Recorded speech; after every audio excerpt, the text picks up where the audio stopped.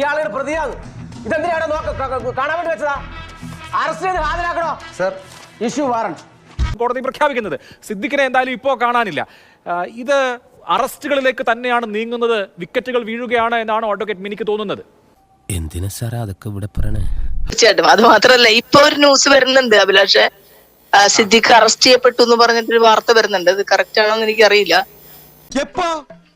വിക്ടിമിനെ അപകീർത്തിപ്പെടുത്താനും വിക്ടിമിന്റെ identity കൊണ്ടുവരാനും ഇപ്പൊ തന്നെ രാഹുൽ ഈശ്വരി ആദ്യം തന്നെ പറഞ്ഞ കാര്യങ്ങൾ, രാഹുൽ ഈശ്വരനെ എവിടെ നിന്ന് കിട്ടി?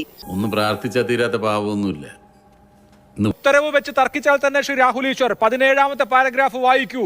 On the examination of the allegations in annexure 2 prima facie it indicates that the petitioner has committed the above offense. ഞാൻ അതിന്റെ ഡീറ്റെയിൽസ് വായിക്കുന്നില്ല, ഒഫൻസിന്റെ ഡീറ്റെയിൽസ് ആണ് ബാക്കി. പ്രഥമ ദൃഷ്ട്യാ കേസുണ്ടെന്ന് കണ്ടെത്തുന്നത് വരെ കോടതി പ്രഥമ കേസുണ്ടെന്ന് കണ്ടെത്തിയാൽ വരണോ വേട്ടക്കാരന്റെ പേര് പുറത്തേക്ക് വരണോ? അങ്ങനെയാണെങ്കിൽ ഉള്ളൂ സാർ. അതുവരെ ഉണ്ടല്ലോ മാഡം. ഞാൻ എന്റെ ലാപ്ടോപ്പിൽ കോടതിയുടെ വിധിന്യായം എടുത്തു വെച്ചിട്ടാണ് വായിച്ചത്. എനിക്ക് ഒരു വരി പറയാൻ അവസരം തരൂ. പറഞ്ഞു.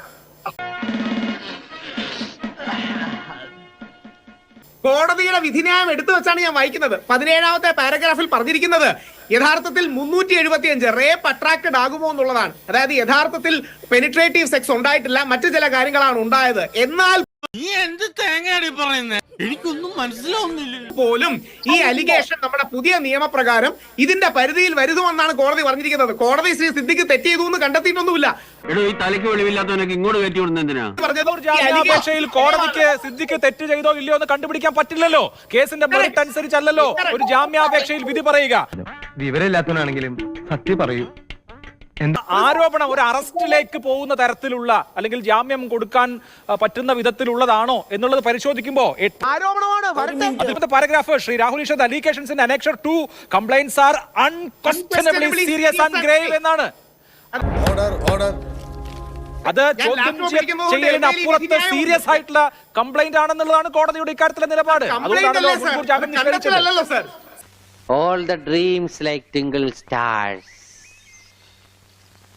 The tingle stars like glowing gems. എപ്പോ കംപ്ലൈന്റ് ആണ് അല്ലാതെ ഒരു ജാമ്യാപേക്ഷയിൽ കേസിന്റെ മെറിറ്റിൽ കയറി കോടതി വിധിക്കോ ഇല്ലല്ലോ. അത് പ്രാഥമികമായി ഞാൻ പറഞ്ഞില്ലേ, he is trying to play mind games here. ഉയർന്നിരിക്കുന്ന ആരോപണങ്ങൾ ഗുരുതരമാണ് എന്നുള്ളതാണ് ഏറ്റവും പ്രധാനപ്പെട്ട കാര്യം. ആരോപണങ്ങൾ ഗുരുതരമല്ലെന്ന് ആരും പറയുന്നില്ല. ഇനി വേണ്ടത് അപമാനം ഭയന്ന് എല്ലാം ഉള്ളിലൊതുക്കി വിധിയെന്ന് കരുതി സ്വയം ആശ്വസിച്ച് നിശബ്ദരായിരിക്കണമെന്നാണോ താങ്കൾ ഉദ്ദേശിക്കുന്നത്? കാലം മാറി സാർ. പുതിയ തലമുറയിലെ പെൺകുട്ടികൾ അങ്ങനല്ല. അവർ വ്യക്തമായി വിളിച്ചു പറയും ആരാ, എന്താ, എങ്ങനെയാന്ന്. അത് ഉൾക്കൊള്ളാൻ പറ്റാത്ത താങ്കളുടെ പ്രായത്തിന്റെ സങ്കുചിത മനസ്സിന്റെ പ്രശ്നമാണ്.